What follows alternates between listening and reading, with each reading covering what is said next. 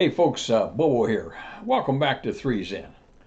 So now I'm going to take a few minutes to talk to you about Air Force regulations, manuals, instructions, WOMs, whatever else comes to my mind. Essentially our governing directives throughout our Air Force careers.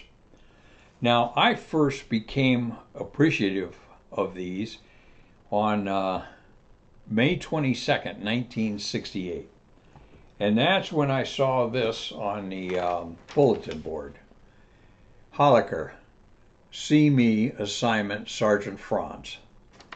Okay, hot diggity dog, I just got my assignment. Now keep in mind, I had been eliminated from pilot training at this point because of a color deficiency I had. I can see colors fine. I just can't see those damn numbers in the pink and green dots. But on the other hand, I never saw a runway in pink and green dots. So, just a little bit pissed off in those days.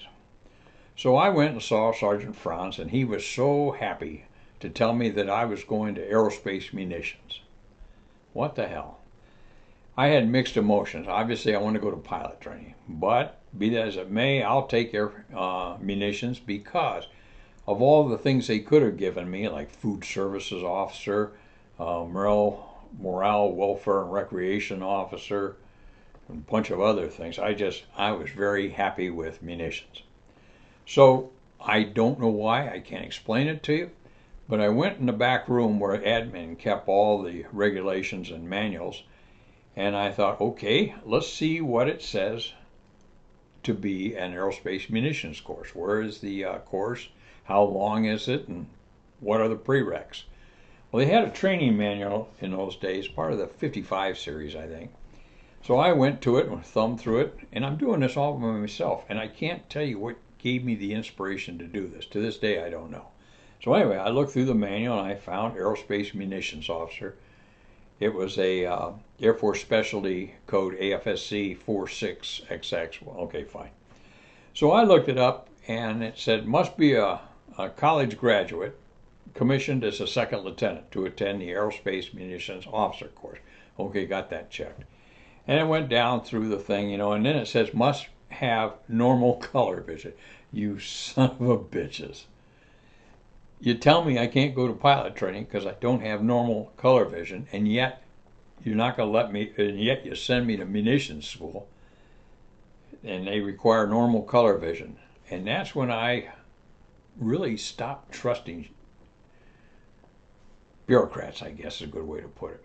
So anyway, I just filed that in the back of my head. Now I didn't object to this because I didn't want to get put somewhere else. I was fine with being a munitions officer, and as it turned out, it required 6 weeks of or 6 months of training out at Lowry Air Force Base in Denver.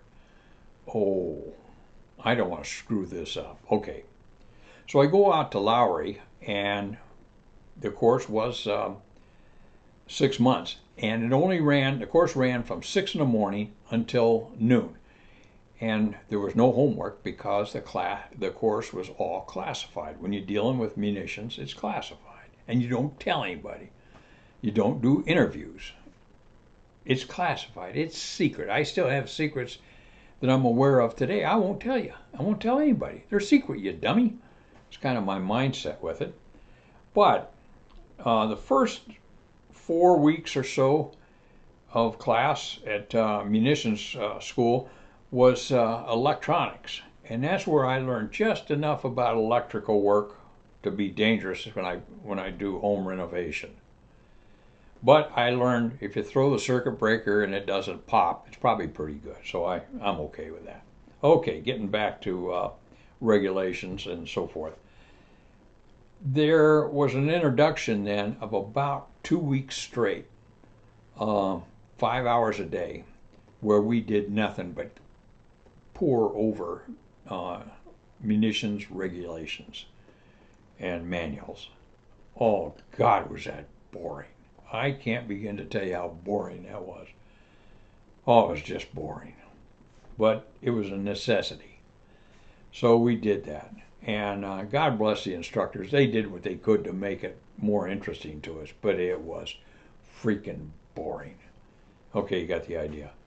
Then I went out to Nellis from munitions school out to the 430th Attack Fighter Squadron in F-111s there. And I continued to study regulations, and I gained a great appreciation for it. At a point, within a year or so, I learned that they had changed the criteria to become a pilot, that they began to accept the standards of the FAA as we had guys shot out of the skies in Vietnam. I began to see colors. Go figure. Okay, so that being said, I learned to research the regulation. I knew how to find it. I knew how to present it and so forth. So that it kind of helped me get into pilot training, and from there it kind of took off. Midway through my career, 1979 or so, I wasn't sure what I wanted to do going forward. I just made major.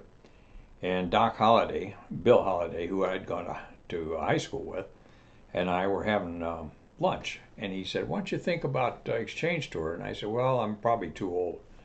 He said, "No, you're not. They got all kinds of exchange jobs." So once again, I went over to personnel. Actually, Bill took me over, introduced me to the program manager, and he told me that they had a slot opening up for flight safety in Australia. I said, "Great, I'll take that one." He said, "No, you got to apply." Well, okay, crap, details. So I went to the applicable manual or regulation, and it spelled out pilot attack or fighter attack reconnaissance high performance. Well, I didn't have fighter experience. I did not have attack experience. I didn't have reconnaissance experience, but I did have high performance. T-38s were high performance. Now, I know it wasn't the spirit or the intent, but I can't change that. It's right there in the regulation. So I convinced Mel Dumke that T-38s were indeed high-performance aircraft, and that's what it said.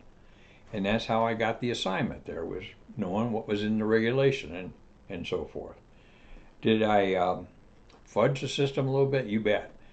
I picked this up from one of my fighter pilot friends. He said their 4 rules in flying fighters are go fast, fight dirty, check 6, and cheat. Okay, I can play to that. So anyway, going forward, if you have anything that you need to do up base, say in finance, in personnel, transportation, whatever it is, I would certainly encourage you to go into your squadron admin section, sit down, and pull the applicable manuals or regulation governing documents and read up on it before you ever go over there, because these guys will try to pack sunshine up your ass if they can get away with it. But if you know their regulations before you even go over there, you hold as many cards as they do, and often more than they do, because reading regs in their schooling is just as boring as it was in munitions school, and a lot of times they miss things. And I just think it's just a good habit to get into, to know the regs as good or better than those that of the people you're gonna be dealing with. It helped me numerous times throughout my career. So I keep in touch with how things are rolling in the Air Force these days, and it's my understanding they've kind of gotten away from regulations and manuals, and they've gone to operating instructions. What the hell? I don't understand why regulations and manuals weren't good enough. They worked fine. For all those years, they worked fine. So now they come out with operating instructions. I'm wondering what the next natural evolution is. Maybe suggestions. We would like to suggest you put your gear up before you do your afterburner climb. Well, that seems reasonable. I don't know, but it's not my concern. One other thing, I'm going to come back here. I like that. One of the things I'm going to circle back, okay? Talk to you about WOMs. We had, depending on who the squadron commander was, the operations officer was, or whoever, we had WOMs. Now, what those are word of mouth. I never liked WOMs. I would not issue WOMs in my squadron. All you need is that 10% that doesn't get the word and screws something up. So they're useless. But I was challenged a couple times by a squadron commander. Did you hear about my WOM? No, I didn't hear about it. I, you know, it's not required to know because it's not written down anywhere. So plausible deniability, I'll tell you the incident. I was in the last 3 months of my Air Force career, and they had in their regulations said you could only fly 6.5 hours in a given day in the T-38. That would have been a lot of sorties if you did that. So this one day, I was at Dyess Air Force Base flying for the B-1 introductory course. There were 4 rides in that course. So in that morning, I flew 3 sorties during that day. And then that afternoon, I flew up to Vance. And then I flew back to Randolph. So I flew 5 times. So I get in, I land, didn't think anything about it because I logged 6.4 hours that day in the 38. And I went home. Well, the next day I'm standing around the squadron having a cup of coffee, and a squadron commander came up who was one of the college boys that they had big plans for anyway. So he came up and he said, "Hey, Bob, you got a minute?" And I said, "Yeah, I got all the time in the world. What you need?" And he says, "Did you hear about my policy, my WOM of not flying more than 3 times a day?" And I said, "Yeah, I heard about it." He said, "Well, yesterday you flew 5 sorties." And I said, "I did, but I didn't fly 3. And he just looked at me. He just looked at me.